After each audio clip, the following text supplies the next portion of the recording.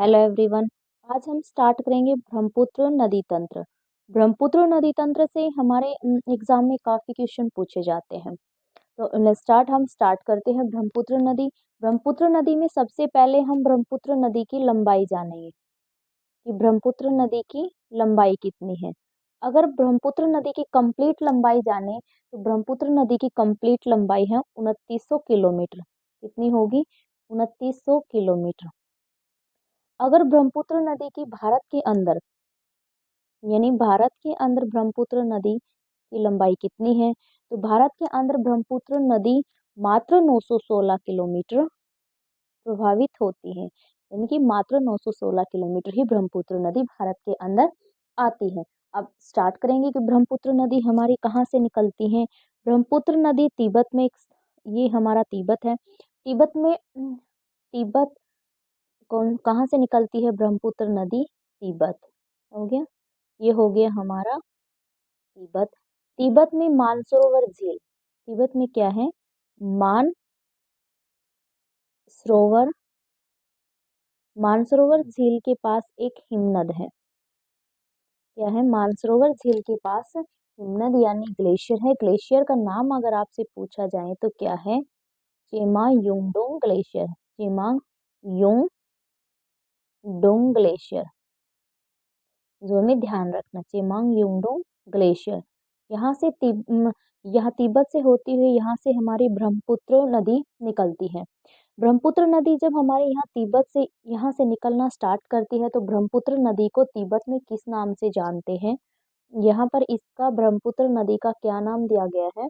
यारलंग सांगपो। क्या कहा गया है? यारलंग यारलंग सांगपो के नाम से जानी जाती है। किसके नाम से? यारलंग सांगपो के नाम से यह जानी जाती है। जब यह तिब्बत से होती हुई यह ब्रह्मपुत्र नदी हमारे इधर अरुणाचल प्रदेश में अरुणाचल प्रदेश है हमारे भारत के अंदर यह इंटर करती है, तो वहां जिस स्थान से यह इंटर करती है तो उस स्थान को किस नाम से जाना जाता है? यांग्याप दर्रा के नाम से। इम्पोर्टेंट पॉइंट है, हमें ध्यान रखना है कौन से दर्रे से भारत के अंदर इंटर करती है। यार यांग सॉरी यार याप दर्रा से। यारयाप दर्रे से यह भारत के अंदर हमारे यारयाप दर्रे से भारत के अंदर इंटर करती है। जब यह ब्रह्मपुत्र जो नदी है भारत के अंदर इंटर करती है यानी अरुणाचल प्रदेश में आती है, तो अरुणाचल प्रदेश में इस ब्रह्मपुत्र नदी को किस नाम से जाना जाता है?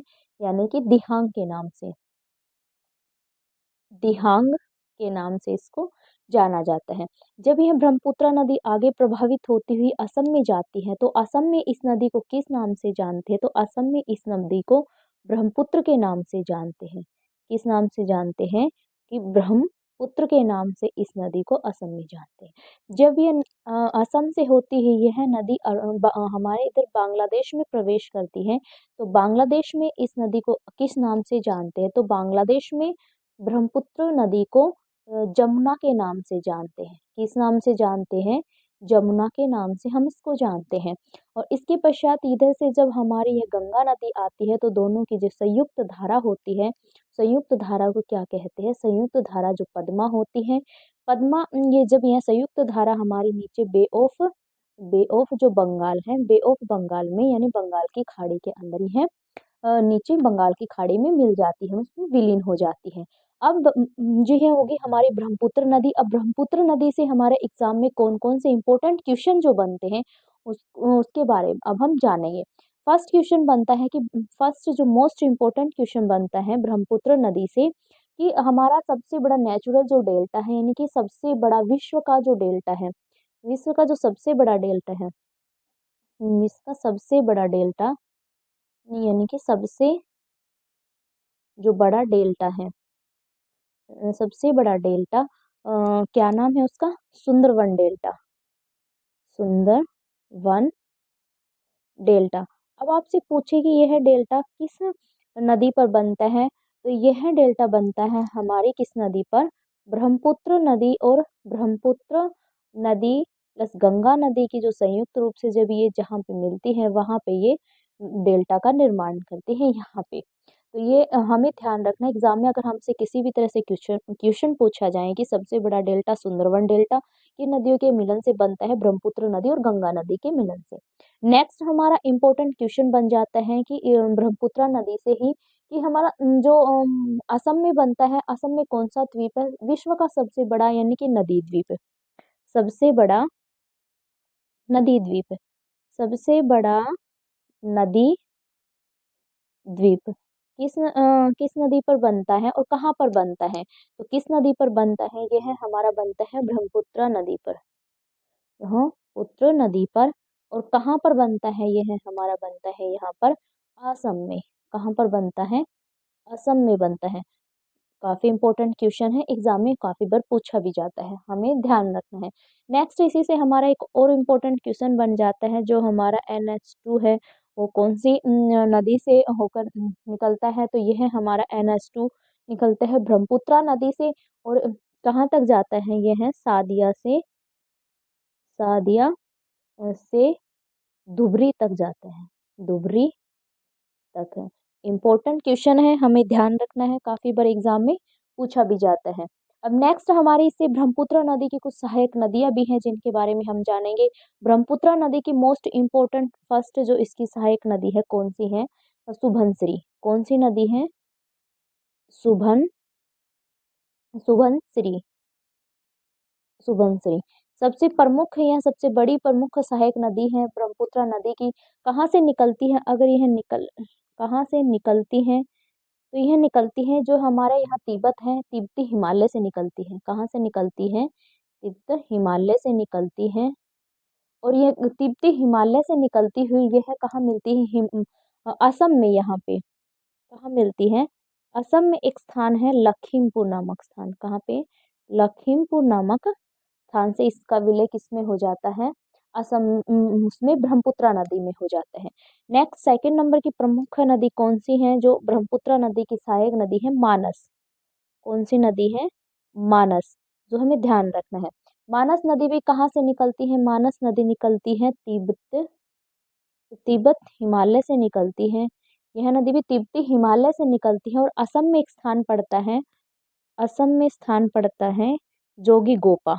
कौन सा स्थान है, जोगी गोपा, जोगी गोपा नामक स्थान से यह किसमें इसका विलय हो जाता है, ब्रह्मपुत्र नदी में यह मिल जाती है। नेक्स्ट होगी 3 नंबर पे इसकी प्रमुख सहायक कौन सी नदियां हो जाएगी, फिर लोहित नदी। कौन सी हो जाएगी, लोहित नदी, तो काफी इंपॉर्टेंट नदी है लोहित नदी। यह कहाँ से निकलती है, तिब्बत में एक पर्वत श्रेणी है। कौन सी अगर पूछा जाए तिब्बत में पर्वत श्रेणी है, कौन सी, अगर यह पर्वत श्रेणी पूछे तो कौन सी पर्वत श्रेणी है, जयालचू पर्वत श्रेणी है। कौन सी पर्वत श्रेणी है, जयालचू पर्वत श्रेणी है। यहाँ से यह नदी निकलती है और असम में जाकर के यह किस में मिल जाती है, ब्रह्मपुत्र नदी में यह मिल जाती, जो हमें ध्यान रखना है। नेक्स्ट आ जाती है 4 नंबर पे हो गई धनसिरी।